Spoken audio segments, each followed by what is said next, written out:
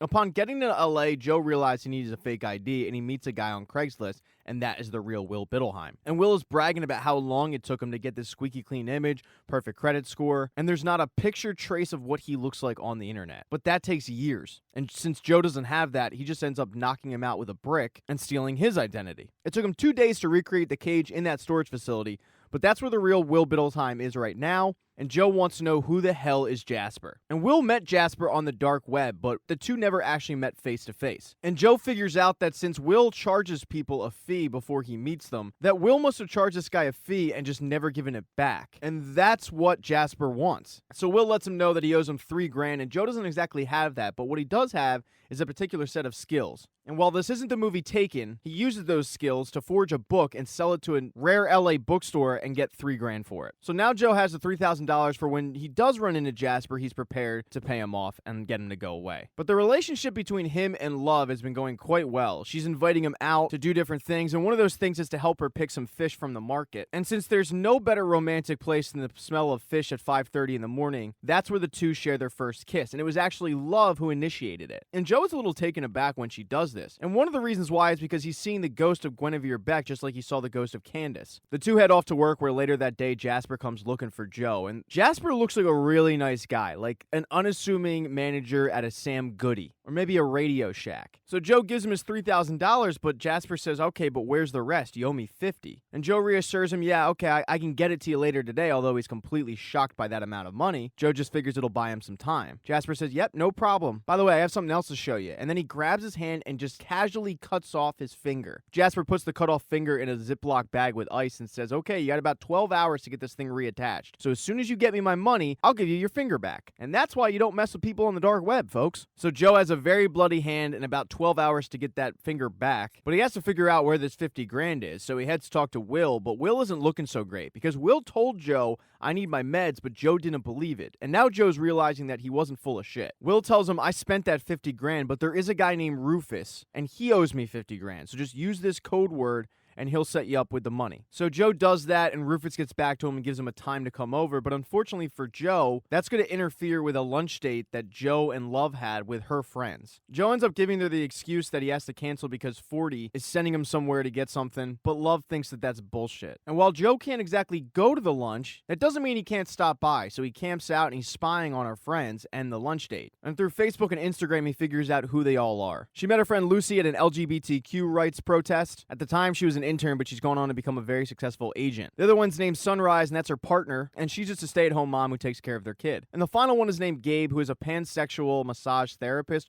We'll call it that, but he is Love's best friend. And immediately Joe thinks that this group of friends has the same motives that Beck's group of friends had. So he hates them. He's listening in on their conversation and Love says, I kissed Joe, but I don't think he really liked it. And Lucy says, well, if he didn't like it, then fuck him. But Sunrise says, wait, it just might have taken him off guard a little bit. But Gabe reminds her that the most important thing is maybe she's finally back in the game after the death of her husband. And she admits that, yeah, it's really the first time that she finds herself just casually through the day missing Joe. And she admits that she barely knows this guy, but he keeps popping into her head. And her friends are thrilled for her, and she admits that, yeah, I think I'm falling for this guy. And upon hearing this conversation, Joe takes back every bad thought he had about her friends. But at this point, he needs to get over to Rufus's house to get the money. And upon arriving, he realizes that this is going to be a little more difficult because Rufus is having a party at noon on a Tuesday. And since he doesn't know what Rufus looks like, he's texting him, but Rufus isn't getting back to him. And as he's trying to figure out who Rufus is, he notices that there's a celebrity in the room that he actually saw when he arrived in Los Angeles at the airport.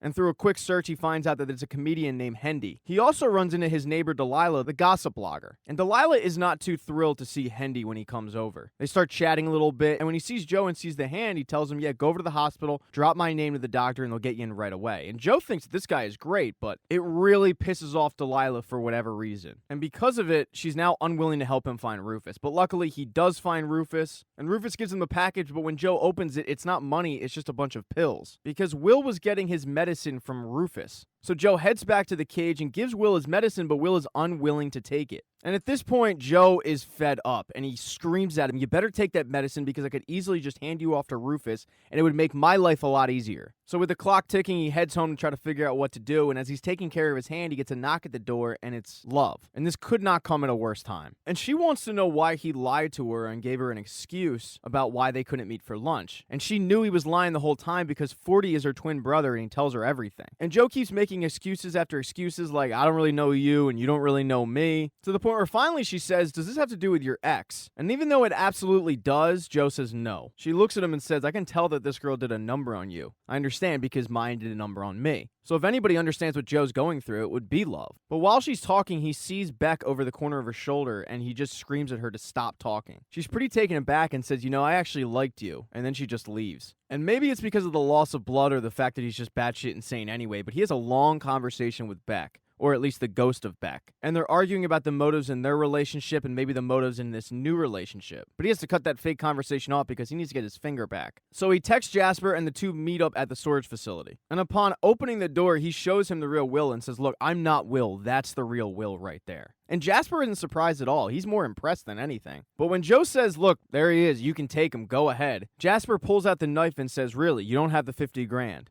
And when Jasper comes at him, Will ends up stabbing him first and killing him. The whole time, the real Will is just passed out in the corner. He also has another conversation with the ghost of Beck where she says, "You're not scared of Love hurting you. You're scared of hurting Love." And there's probably a lot of truth in that. He wraps up Jasper's body in a tarp and then heads to the hospital to get his finger reattached. And then after that, he heads to Anavrin to start dismembering the body. He puts his body parts through the meat grinder at Anavrin and then disposes of it in a dumpster. I mean, this has got to be the biggest health code violation there is. As soon as he's done getting rid of the body, he texts Love and heads over to her apartment. And he admits that while he enjoyed kissing her, he can't have what he wants right now, which is love. And most of it has to do with the ex-relationship. He also admits that it's not that she did a number on him, it's that he did a number on her. And Love reassures him that I can't be hurt. Even with those comforting words, Joe is pretty worried that he can in fact hurt her, but they agree to start this thing off slow and even decide to start calling it a friendship, not a relationship. The next day, Joe is doing laundry at his place and in walks Delilah. He apologizes for whatever it is he said that was wrong, and she says, "No, you just got caught up in the crossfire." She tells him the story that when she was 17, her and Hendy were friends, but when she went over to his house one night and had like 3 sips of beer, she woke up at 10 o'clock not remembering a thing, and her skirt was pulled up. And yeah, maybe it just happened to be that her skirt was pulled up, but it's more likely that he raped her.